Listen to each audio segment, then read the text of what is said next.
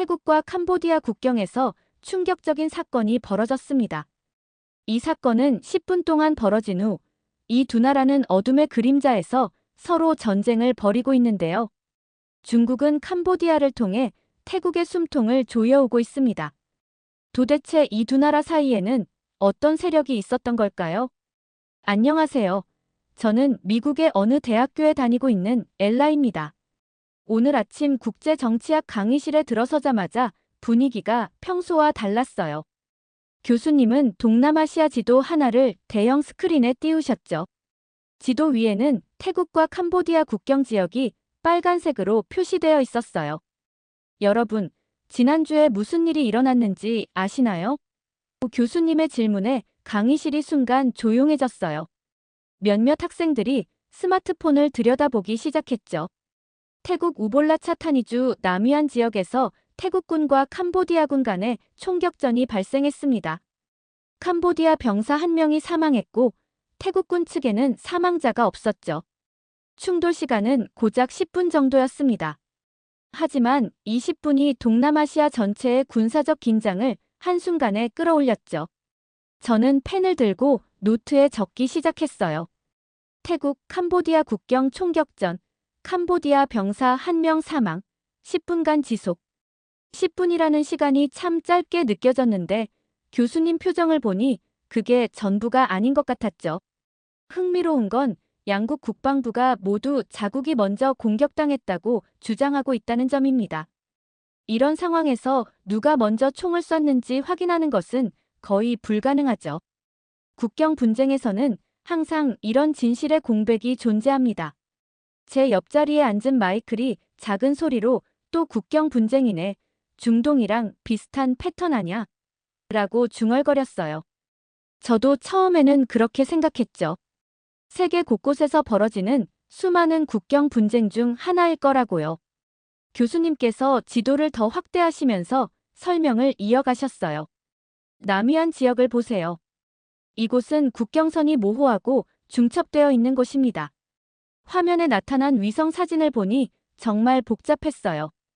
강과 산이 뒤엉켜 있고 어디서부터 어디까지가 어느 나라 땅인지 구분하기 어려워 보였죠. 역사적으로도 이 지역에서는 수차례 충돌이 발생해왔어요. 1960년대부터 시작해서 2000년대까지 크고 작은 사건들이 끊이지 않았죠. 교수님이 화면을 바꾸시면서 과거 충돌 사례들을 보여주셨어요. 사진들을 보니 이번이 처음이 아니라는 게 실감났어요. 교수님, 그럼 이번 충돌도 단순한 국경 분쟁의 연장선인 건가요? 좋은 질문입니다. 하지만 이번에는 조금 다릅니다. 이번 사건에는 훨씬 큰 그림이 숨어 있거든요.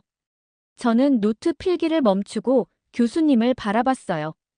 훨씬 큰 그림이라는 표현이 궁금했거든요.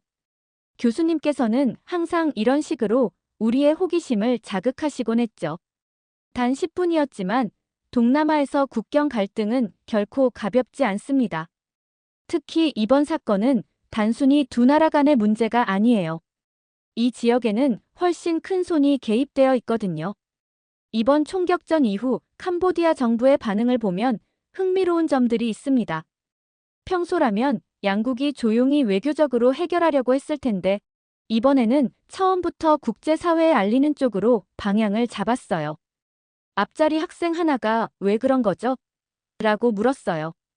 교수님께서 의미심장한 표정을 지으셨어요. 그 답을 찾으려면 좀 더 깊이 들어가야 해요. 먼저 이 지역의 역사적 맥락부터 살펴봐야 하거든요. 교수님께서 새로운 슬라이드를 띄우셨어요. 화면에는 웅장한 힌두 사원 하나가 나타났죠. 절벽 위에 세워진 고대 건축물이 정말 인상적이었어요. 이 사원을 아시는 분 있나요? 교수님이 물으셨어요. 몇몇 학생들이 고개를 갸웃거렸지만 아무도 대답하지 않았죠. 프레아 비히어 사원입니다. 11세기에 지어진 힌두 사원이죠. 보기에는 그냥 아름다운 유적지 같지만 이 사원 때문에 태국과 캄보디아가 60년 넘게 싸우고 있어요. 앞자리에 앉은 사라가 사원 하나 때문에요? 라고 물었어요. 저도 같은 생각이었죠. 아무리 역사적 가치가 크다고 해도 나라끼리 싸울 정도는 아닐 것 같았거든요. 사원 자체보다는 그 사원이 상징하는 것 때문이에요. 국가의 주권과 영토, 그리고 민족적 자존심이 모두 얽혀 있거든요. 화면이 바뀌면서 1962년도 신문 기사가 나타났어요. 1962년 국제사법재판소에서 태국과 캄보디아가 프레아 비히어 사원 소유권을 두고 다퉜습니다. 결과는 캄보디아의 승소였죠. 국제재판소에서 판결이 나왔으면 분쟁이 끝난 거 아닌가요? 하지만 문제는 그때부터 시작되었어요. ICJ는 사원의 소유권만 판결했을 뿐, 인근 국경선에 대해서는 명확한 기준을 제시하지 않았거든요. 화면에 나타난 지도를 보니 정말 복잡했어요. 사원 주변으로 빨간 선과 파란 선이 서로 다르게 그어져 있었죠. 빨간 선이 태국이 생각하는 국경선이고 파란 선이 캄보디아가 주장하는 국경선입니다. 교수님이 설명해 주셨어요. 그럼 1962년 이후에도 계속 분쟁이 있었던 건가요? 정확합니다. 특히 2008년부터 2011년까지는 정말 심각했죠. 프레아 비히어 사원 일대에서 여러 차례 무력 충돌이 발생했어요. 화면에 나타난 사진들을 보니 정말 충격적이었어요. 군인들이 총을 들고 대치하고 있는 모습, 폭격으로 부서진 건물들, 짐을 싸서 피난 가는 사람들의 모습이 계속 이어졌죠. 수십 명의 사상자와 수천 명의 피난민이 발생했습니다. 2008년 7월부터 시작된 충돌은 2011년까지 계속되었고 그 과정에서 많은 민간인들이 피해를 입었죠. 저는 노트에 열심히 적으면서 생각했어요. 2008년부터 2011년 프레아 비히어 분쟁, 수십 명 사상자, 수천 명 피난민. 숫자로 보니 생각보다 규모가 컸어요. 그런데 이번 남위안 총격전은 프레아 비히어 지역에서 발생한 게 아니에요. 하지만 같은 국경선 상에서 발생했고 근본적으로는 동일한 논리 구조를 가지고 있어요. 화면에 두 개의 지점이 표시되었어요. 하나는 프레아 비히어 사원이고 다른 하나는 이번에 총격전이 발생한 남위안 지역이었죠. 두 지점 사이의 거리는 생각보다 가까웠어요. 여기서 중요한 건 지리적 특성입니다. 이 지역은 산과 강, 그리고 밀림이 복잡하게 얽혀 있어요. 19세기에 그어진 국경선을 21세기에 정확히 적용하기가 매우 어려운 지형이죠. 자, 이 두 지도를 비교해 보세요. 종이 지도에서는 국경선이 명확한 직선으로 그어져 있어요. 하지만 위성 사진을 보면 실제로는 강이 곡선으로 흐르고 있고 산의 능선도 지도와 다르게 생겼죠. 앞자리의 제시카가 그럼 어떤 게 맞는 거예요? 라고 물었어요. 바로 그게 문제입니다. 이 지역에서는 종이 지도와 실제 국토가 다르게 작동합니다. 19세기 말 프랑스 식민지 시대에 그어진 지도와 21세기 GPS 기술로 측정한 현실 사이에는 상당한 차이가 있어요. 문제는 양국이 각각 자신들에게 유리한 지도를 근거로 영유권을 주장한다는 점이죠. 이런 상황에서 작은 오해나 우발적 충돌이 발생하면 쉽게 확전될 수 있어요. 남위안 총격전도 바로 이런 맥락에서 이해해야 합니다. 교수님께서 새로운 뉴스 기사를 화면에 띄우셨어요. 캄보디아 외교부 건물 앞에서 기자회견을 하는 모습이 보였죠. 5월 말, 그러니까 총격전이 발생한 지 불과 며칠 후에 캄보디아 외교부가 공식 발표를 했습니다. 이번 사건과 관련하여 국제사법재판소에 제소를 검토하겠다고 발표했죠. 저는 노트에 적으면서 생각했어요.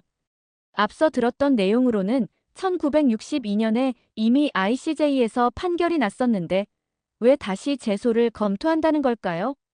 앞자리의 학생이 손을 들고 질문했어요. 교수님, 이미 1962년에 ICJ 판결이 있었는데 또 제소가 가능한 건가요? 좋은 질문이에요.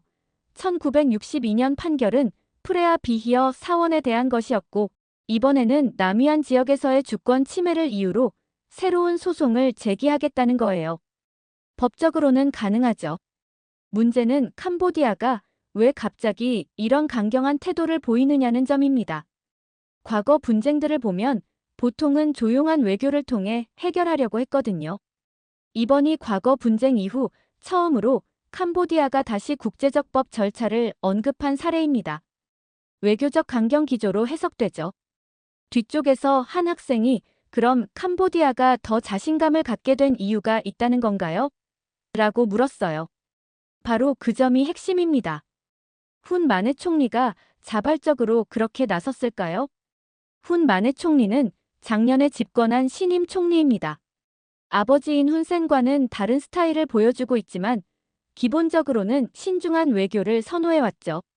그런 그가 갑자기 이렇게 강경하게 나온다는 건 분명 다른 의미가 있죠.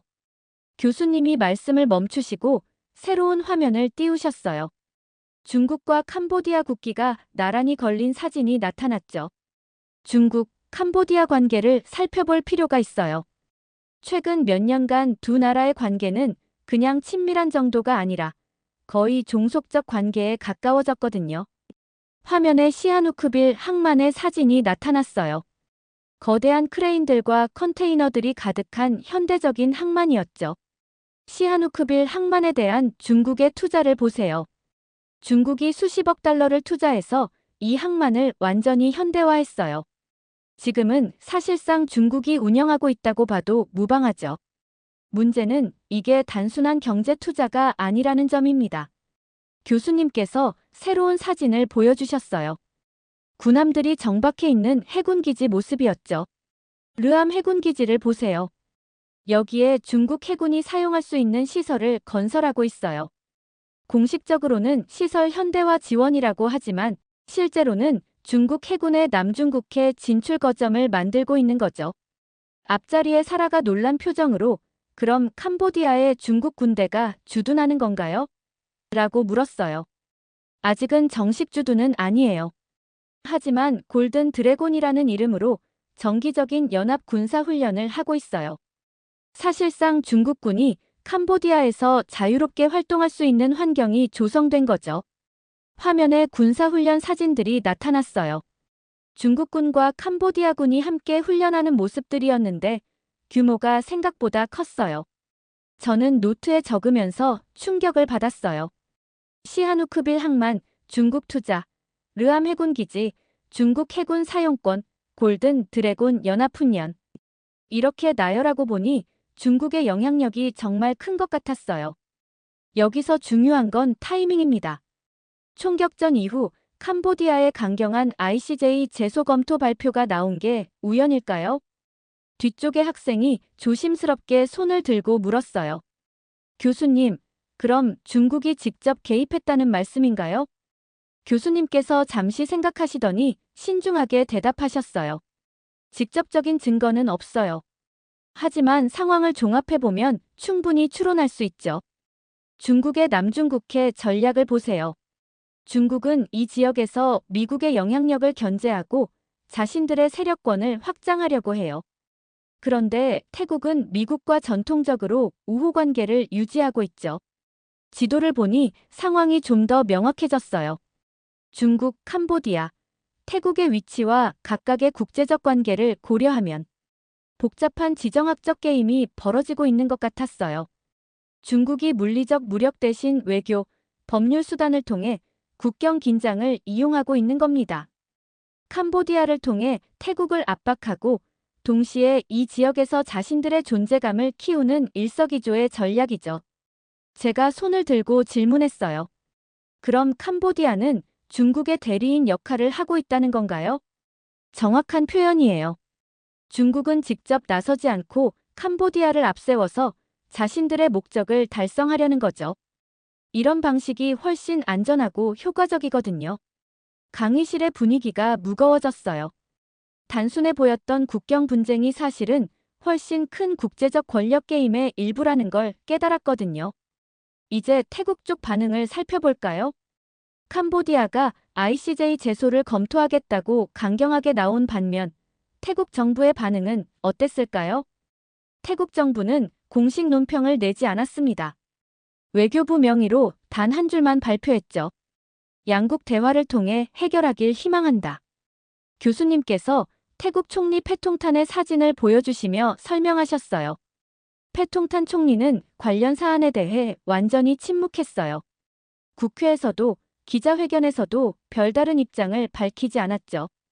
국회에서 야당 의원이 국경 총격전에 대한 정부 입장이 무엇이냐고 질문했을 때도 총리는 관련 부처에서 검토 중이라고만 답했어요. 교수님이 국회 회의록을 인용하며 말씀하셨어요. 하지만 태국 국민들의 반응은 달랐습니다. 온라인에서 반중 정서가 급격히 높아지기 시작했어요. 화면을 보니 정말 놀라웠어요. 수천 개의 트윗들이 올라와 있었고 대부분이 정부의 소극적 대응을 비판하는 내용이었어요. 분위기만으로도 얼마나 격앙되어 있는지 알 수 있었죠. 태국 주권을 구하라는 의미의 이 해시태그가 하루 만에 10만 번 이상 사용되었어요. 이는 태국 온라인 역사상 가장 빠르게 확산된 정치적 해시태그 중 하나입니다. 교수님, 태국 국민들이 왜 그렇게 화가 난 건가요? 정부가 평화적으로 해결하려는 것도 나쁘지 않잖아요. 문제는 왜 정부가 그렇게 소극적으로 나오느냐는 거예요. 태국 국민들은 그 이유를 알고 있거든요. 화면에 시민사회단체들의 시위 모습이 나타났어요. 민주주의를 위한 시민연대, 태국 주권 수호 시민 모임 등의 플래카드를 든 사람들이 태국 정부 청사 앞에 모여 있었죠. 시민사회단체들이 즉각 반발했어요. 정부가 중국 눈치를 보느라 주권을 포기하고 있다며 강력하게 비판했죠. 저는 노트에 적으면서 생각했어요. 태국 국민들이 정부의 소극적 대응을 단순한 평화주의가 아니라 중국에 대한 굴복으로 해석하고 있다는 게 인상 깊었어요. 보수 언론들도 가세했어요. 주요 일간지들이 연일 사설을 통해 정부를 비판했어요. 패통탄 정부는 태국의 자존심을 팔아넘겼다는 식으로요. 태국 국민들은 최근 몇 년간 중국의 경제적 침투에 대해 우려를 표해왔어요. 특히 관광업과 부동산 분야에서 패통탄 총리는 한국을 밀어내고 중국 자본의 영향력이 급격히 커졌거든요. 화면에 태국의 관광지들 사진이 나타났어요. 중국어로 된 간판들이 가득한 모습이었죠. 푸켓, 파타야 같은 주요 관광지에서는 이미 중국어가 태국어만큼 흔해졌어요. 많은 태국인들이 자국에서 외국인이 된 기분이라고 표현할 정도죠. 더 심각한 건 정치적 영향력이에요. 중국은 태국의 주요 정치인들과 깊은 관계를 맺고 있어요. 패통탄 총리도 예외가 아니죠. 화면에 패통탄 총리가 중국 관리들과 만나는 사진들이 나타났어요. 태국 국민들이 분노하는 이유가 바로 여기에 있어요. 자국 군인들이 공격받았는데도 제대로 대응하지 못하는 총리를 보면서 우리 정부가 정말 우리 편인가? 라는 의구심을 갖게 된 거죠. 특히 젊은 세대의 반발이 거세요. 그들은 소셜미디어를 통해 태국은 팔 물건이 아니다라는 캠페인을 벌이고 있어요. 지도자가 침묵하면 국민이 먼저 목소리를 내기 시작합니다. 패통탄 총리의 침묵은 태국 국민들의 목소리를 더욱 크게 만들고 있어요. 이제 이 모든 상황의 배후에서 움직이는 진짜 주체를 살펴볼 시간입니다.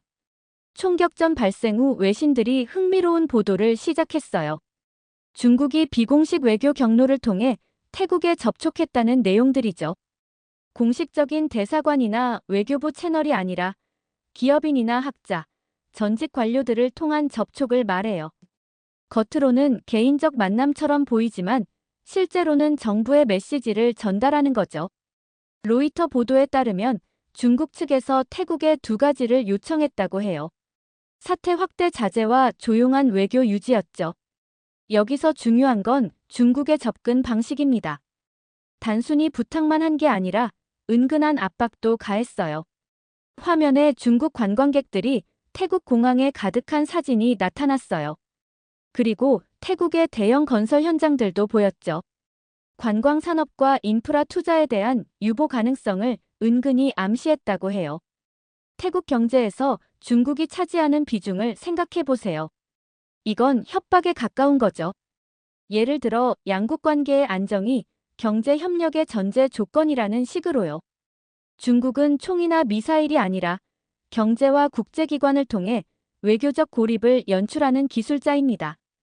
그 표현이 정말 인상 깊었어요. 기술자라는 단어가 중국의 정교한 외교 전략을 잘 표현하는 것 같았거든요. 실제로 중국의 이런 방식은 매우 효과적이에요. 물리적 충돌 없이도 상대방을 원하는 방향으로 유도할 수 있거든요. 한편 캄보디아의 훈 마네 총리는 최근 몇 달간 베이징을 자주 방문하고 있어요. 앞자리에 살아가 총리가 그렇게 자주 중국에 가는 게 이상한 건가요? 라고 물었어요. 이상한 건 방문 횟수가 아니라 그 이후의 발언들이에요. 훈 마네 총리의 발언들을 분석해보면 중국의 외교 전략과 놀라운 유사성을 보여요. 사용하는 단어, 논리 구조, 심지어 강조점까지 거의 비슷해요. 예를 들어 국제법 준수라는 표현을 보세요. 중국 외교부가 남중국해 문제에서 자주 사용하는 표현과 똑같아요. 뒤쪽에서 한 학생이 그럼 캄보디아가 완전히 중국의 영향 하에 있다는 건가요? 라고 물었어요. 영향이라기보다는 더 강한 표현을 써야 할 것 같아요. 교수님께서 강단에 서서 우리를 바라보셨어요. 표정이 매우 진지했죠. 캄보디아는 중국의 입이 되었고 태국은 무력한 관객이 되어버렸습니다. 교수님의 말씀이 강의실에 울려 퍼졌어요. 이것이 바로 21세기 신냉전의 모습입니다. 총성 없는 전쟁, 경제와 외교를 무기로 한 권력 게임이죠. 태국 내 여론은 이미 불만을 넘어 분노로 번지고 있습니다. 특히 젊은 세대의 반발이 거세요. 그들은 우리가 선택한 정부가 우리를 지켜주지 못한다며 실망감을 드러내고 있어요. 뒤쪽에 앉은 학생이 손을 들고 물었어요. 그럼 태국에서 정치적 위기가 올 수도 있나요? 가능성은 있어요. 태국은 역사적으로 정치적 불안정을 경험해온 나라거든요. 국민들이 정부를 신뢰하지 않게 되면 상황이 급변할 수 있죠. 화면이 바뀌면서 캄보디아 상황이 나타났어요. 훈 마네 총리가 자신 있게 기자회견을 하는 모습이었죠. 반면 캄보디아는 완전히 다른 모습을 보이고 있어요. 중국의 외교적 우산을 등에 업고 당당하게 ICJ 언급까지 이어가고 있죠. 정말 대조적이었어요. 태국은 움츠러들고 있는데 캄보디아는 오히려 더 적극적으로 나오고 있었거든요. 훈 마네 총리는 국제법에 따라 정당한 권리를 주장할 것이라고 공식 발표했어요.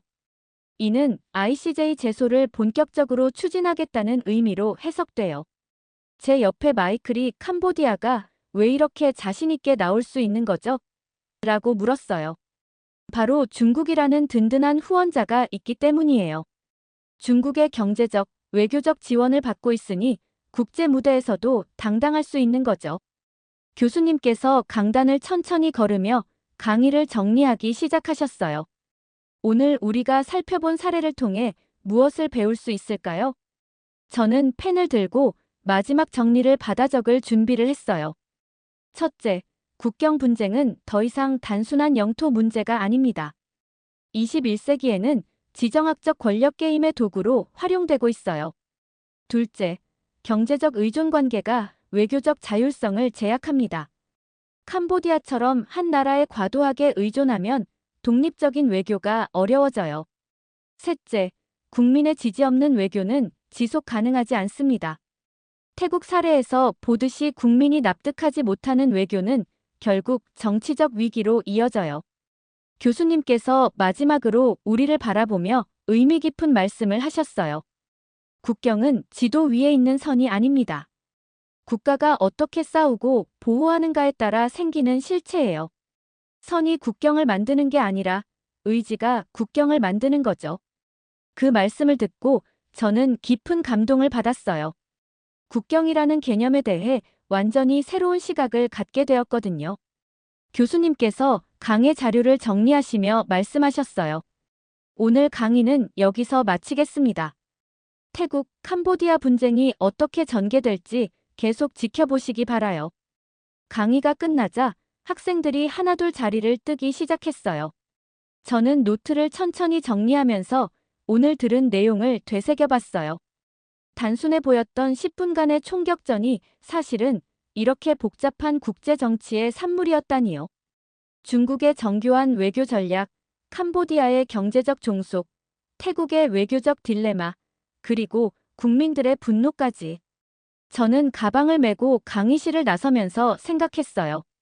세상은 정말 복잡하구나. 뉴스에서 간단히 보도되는 사건들 뒤에는 이런 깊은 이야기들이 숨어 있구나. 복도를 걸으며 창밖을 바라봤어요. 평화로운 캠퍼스 풍경과는 대조적으로 지구 반대편에서는 여전히 복잡한 권력 게임이 벌어지고 있겠죠. 오늘 배운 것들을 잊지 않고 계속 관심을 갖고 지켜봐야겠어요. 국경을 넘나드는 거대한 손길들을, 그리고 그 속에서 자신의 목소리를 내려고 애쓰는 사람들을 말이에요. 이렇게 중국이 태국을 압박하고 있는 사연 어떻게 들으셨나요?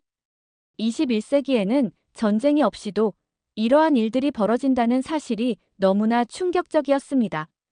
여러분들의 의견은 어떠신가요? 다양한 의견을 댓글을 통해 공유해주세요. 긴 영상 시청해주셔서 감사드리고 영상 재미있으셨다면 구독과 좋아요 부탁드립니다. 관광대국으로 불리던 태국이 충격에 빠졌습니다. 한국을 비롯한 외국 관광객들이 사라지자 태국은 처음으로 0%라는 굴욕을 당했는데요. 도대체 태국 정부의 선택은 무엇이었고 왜 0%까지 추락했을까요? 안녕하세요. 저는 보스턴 대학교 국제관광학과 3학년에 재학 중인 안나입니다. 저는 어릴 때부터 여행을 좋아해서 관광학을 전공하게 되었고 특히 아시아 관광 시장에 관심이 많답니다. 오늘은 제가 들었던 글로벌 관광 트렌드 수업 중 태국의 관광 산업에 관한 내용을 공유해 드릴게요. 자, 여러분. 세계에서 관광객이 가장 많이 방문하는 나라가 어디인지 아시나요? 월러스 교수님의 질문에 저희 반 학생들이 하나둘씩 손을 들었어요. 프랑스요? 이탈리아 아닐까요? 일본 같은 아시아 국가들도 있지 않을까요? 저도 손을 들고 대답했죠. 태국이 상위권에 있을 것 같아요. 특히 코로나 이후 급격히 회복되었다고 들었습니다. 교수님이 밝게 웃으며 고개를 끄덕이셨어요. 안나가 아주 좋은 포인트를 짚었군요. 오늘은 바로 그 태국의 2023년 관광산업 황금기에 대해 알아보겠습니다. 교수님은 프로젝터를 켜시고 화면에 다양한 통계 자료를 띄우셨어요.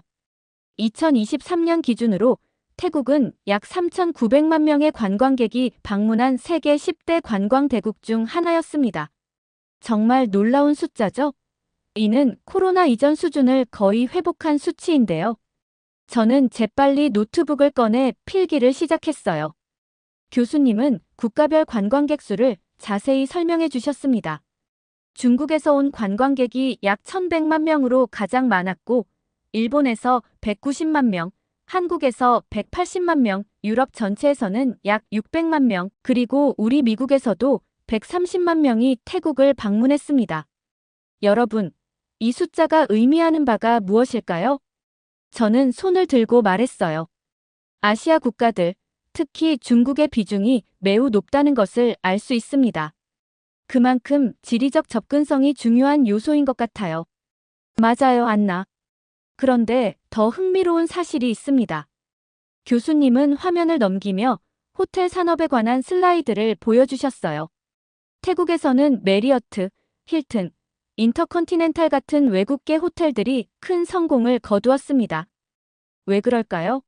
물가가 저렴한 태국에서 이들은 상대적으로 고급스러운 서비스를 제공할 수 있었기 때문입니다.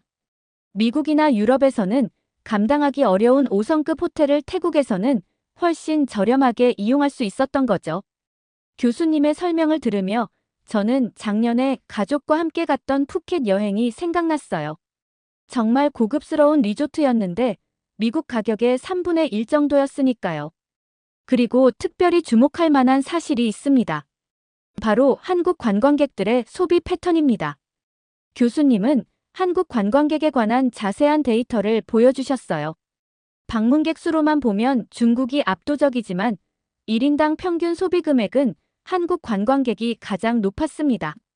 한국인들은 럭셔리 호텔, 고급 레스토랑, 마사지와 스파, 쇼핑, 그리고 프리미엄 투어 패키지 등을 적극적으로 이용했죠. 방콕, 푸켓, 파타야에 위치한 5성급 호텔 수익의 약 35%가 한국 관광객에게서 발생했을 정도로 그 영향력이 컸습니다. 저는 궁금해서 질문했어요. 교수님, 한국 관광객들이 왜 그렇게 소비를 많이 했을까요? 한국은 높은 경제 성장률과 함께 여행 문화가 발달했고, 특히 품질 좋은 서비스와 럭셔리 경험을 중요시하는 경향이 있습니다. 또한 한국의 SNS 문화도 영향을 미쳤죠. 인스타그램이나 유튜브에 고급스러운 여행 경험을 공유하는 것이 트렌드였거든요. 그 말씀을 듣고 수긍했어요. 제 한국인 친구들도 여행 사진을 SNS에 많이 올리는 편이니까요. 이런 성장세를 본 글로벌 호텔 그룹들은 태국에 대규모 투자를 계획했습니다. 2023년 메리어트 그룹은 방콕, 푸켓, 치앙마이에 대규모 투자 계획을 발표했고, 힐튼 호텔도 파타야에 초대형 리조트 건설을 계획했죠. 태국을 럭셔리 관광의 중심지로 만들겠다는 야심찬 계획이었습니다. 저는 태국 관광 산업의 황금기에 대한 교수님의 설명을 들으며 깊은 인상을 받았어요. 특히 한국 관광객들의 영향력이 그렇게 크다는 사실이 놀라웠죠. 태국이 이런 관광 황금기를 계속 유지하려면 어떤 전략이 필요할까요? 저는 손을 들고 대답했어요. 다양성이 중요할 것 같습니다. 한 국가의 관광객에만 의존하면 그 나라의 정치적, 경제적 상황에 너무 취약해질 수 있으니까요. 아주 훌륭한 지적이에요. 안나, 실제로 이후 태국은 중국 관광객에 너무 의존하는 정책으로 많은 어려움을 겪게 됩니다. 지금부터 2024년 태국의 관광 정책 변화에 대해 알아보겠습니다. 교수님은 새로운 슬라이드를 보여주셨어요. 화면에는 패통탄 친나와 총리의 사진과 함께 친중 정책으로의 전환이라는 제목이 적혀 있었습니다. 2024년 태국의 패통탄 친나와 총리는 관광 정책을 친중 중심으로 크게 개편했습니다. 어떤 변화가 있었을까요? 저희 반 학생 중 한 명이 질문했어요. 왜 갑자기 친중 정책으로 바꾼 거죠? 표면적으로는 중국 관광객 수가 가장 많기 때문이라고 했지만 실제로는 더 복잡한 정치적, 경제적 이유가 있었습니다. 중국과의 무역관계 강화, 중국의 태국 내 투자 증가, 그리고 중국의 지역적 영향력 확대가 주요 배경이었죠. 이 정책 변화로 서방 및 한국 관광객 유치를 위한 정책이 크게 축소되었습니다. 대신 중국인 관광객 유치를 위한 면세 혜택, 중국인 전용 관광 코스 개발, 중국인을 위한 비자 간소화 등의 혜택이 대폭 확대되었죠. 저는 호기심이 생겨 질문했어요. 그런 정책이 태국 관광 산업에 어떤 영향을 미쳤나요? 교수님은 고개를 끄덕이시며 새로운 슬라이드로 넘어가셨어요. 화면에는 혼잡한 태국 관광지의 사진들이 보였습니다. 변화는 빠르게 나타났습니다. 태국의 주요 관광 명소들은 중국 단체 관광객들로 급격히 혼잡해졌고 환경 오염 문제도 심각해졌어요. 기존의 다른 외국 관광객들의 불만이 증가하기 시작했죠. 실제 사례를 보여드리겠습니다. 교수님은 방콕 왕궁과 푸켓 해변의 사진을 보여주셨어요. 2024년 5월 방콕의 유명 사원에서는 중국 단체 관광객들이 음식물 쓰레기를 방치하고 몰상식한 행동을 하면서 큰 논란이 발생했습니다. 푸켓의 해변에서는 중국인 관광객이 산호초 훼손 사건을 일으켜 환경단체들의 거센 반발을 샀죠. 한 학생이 손을 들고 물었어요. 태국 정부는 그런 문제를 해결하기 위해 어떤 조치를 취했나요?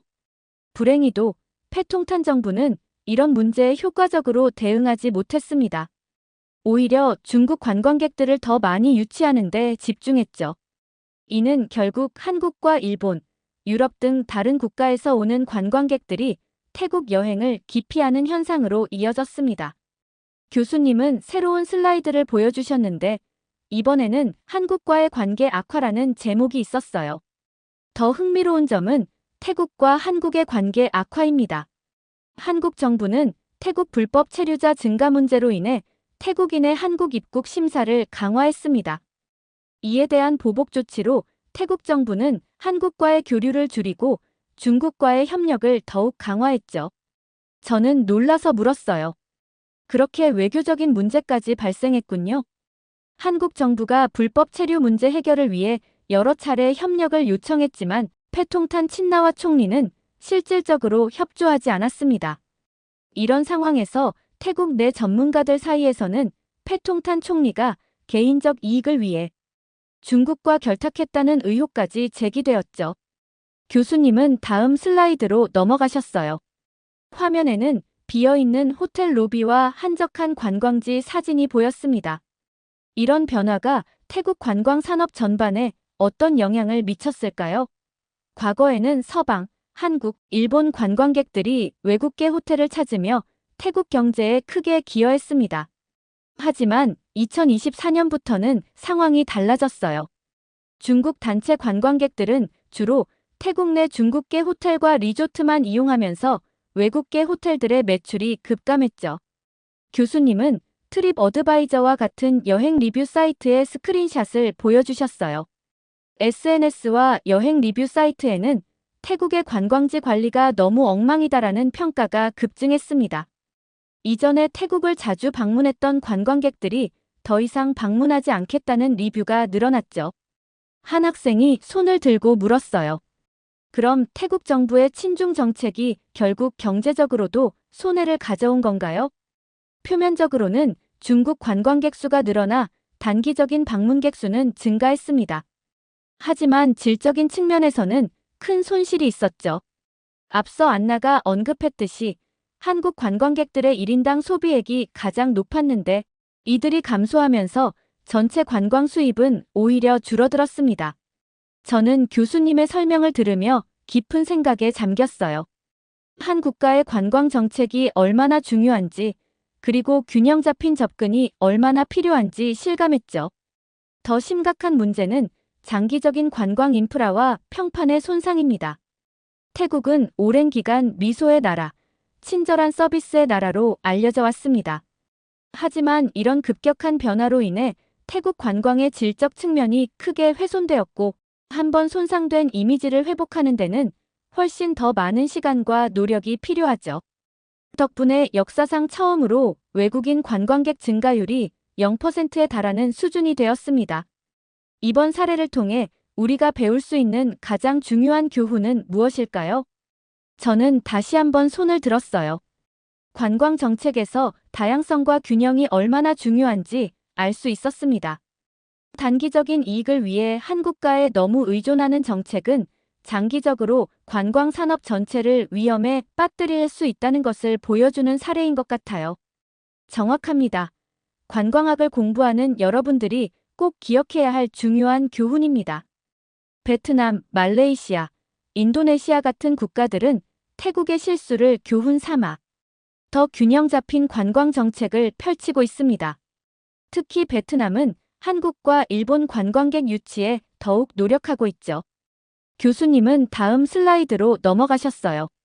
화면에는 외국계 호텔들의 위기라는 제목과 함께 그래프가 나타났습니다. 그래프는 방콕, 푸켓, 파타야의 주요 외국계 호텔들의 객실 점유율 하락을 보여주고 있었어요.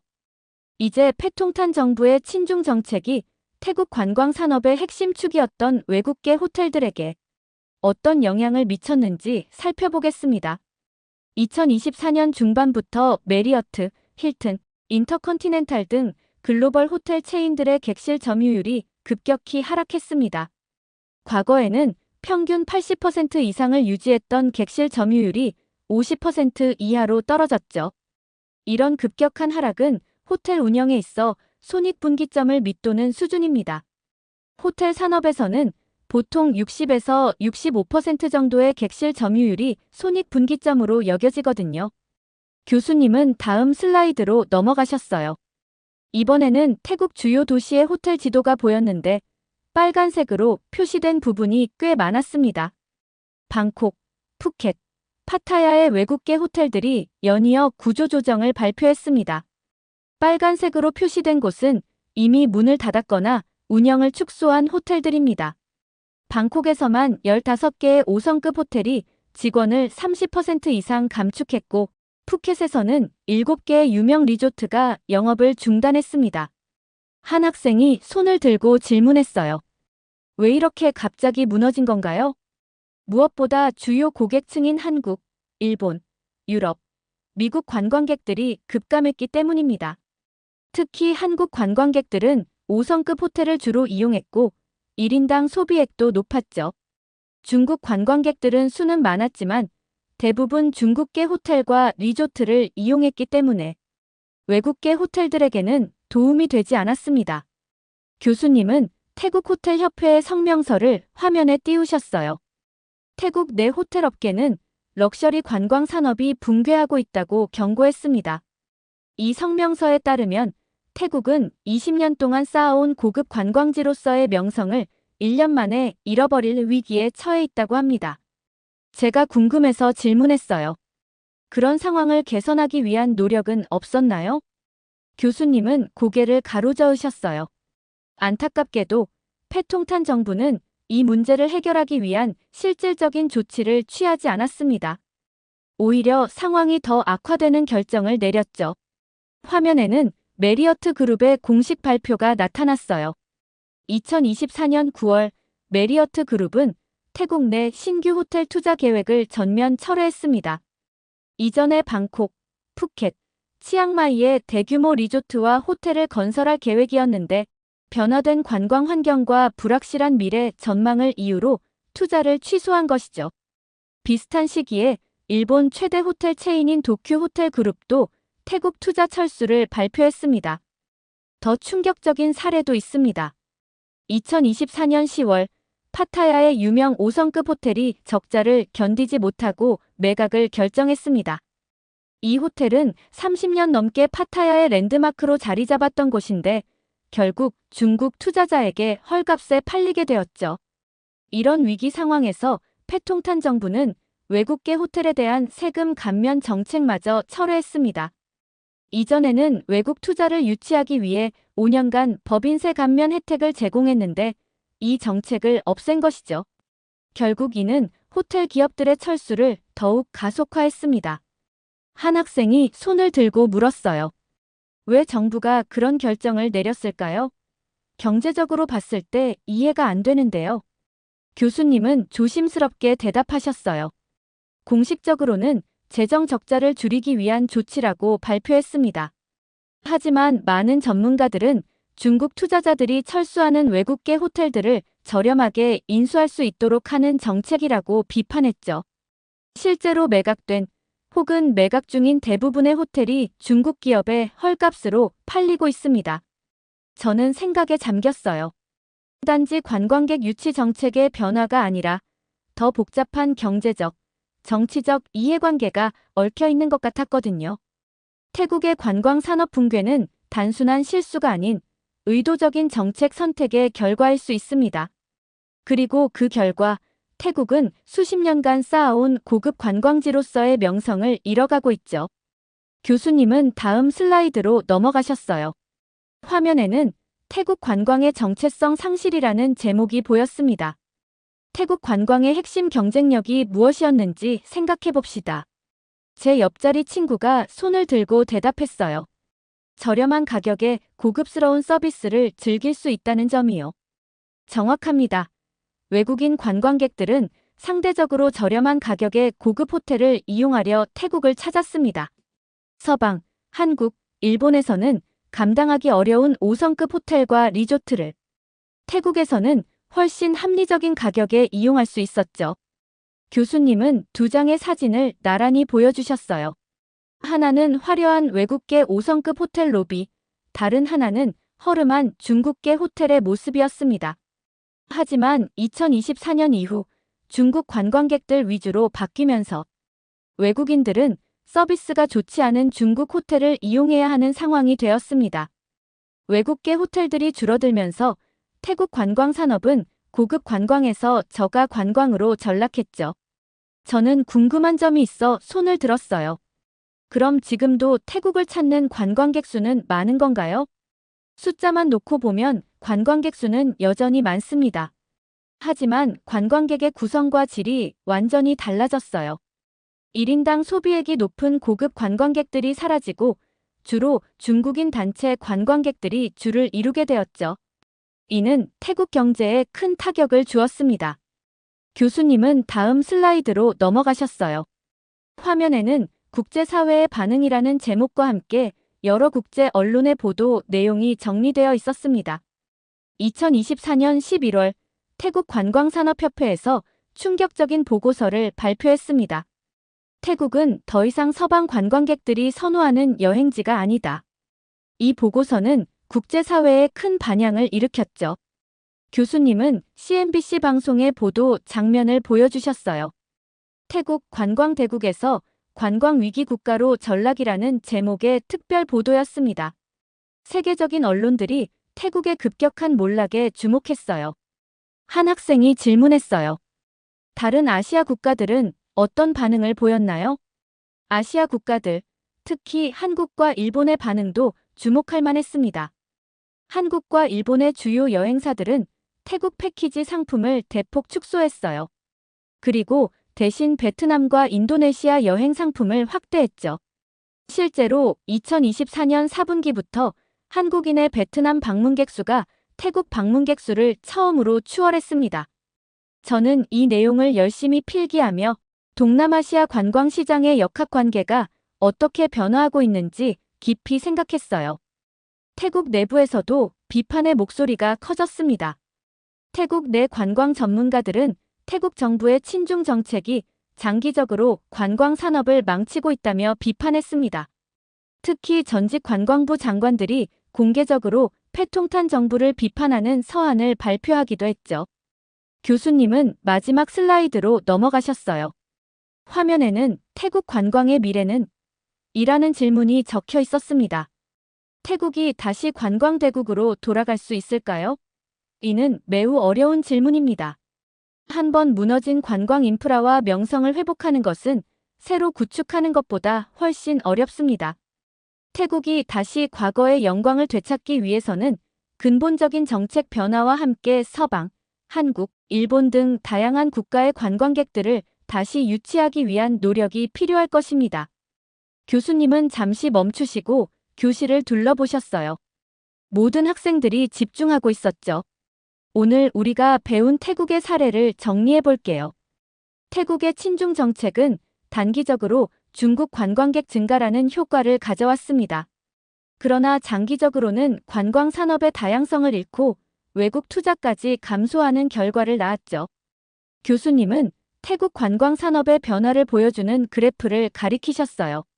현재 태국은 중국 자본에 의존하는 관광 구조를 가지게 되었으며 글로벌 호텔 체인들의 철수로 관광 경쟁력이 급격히 저하된 상황입니다.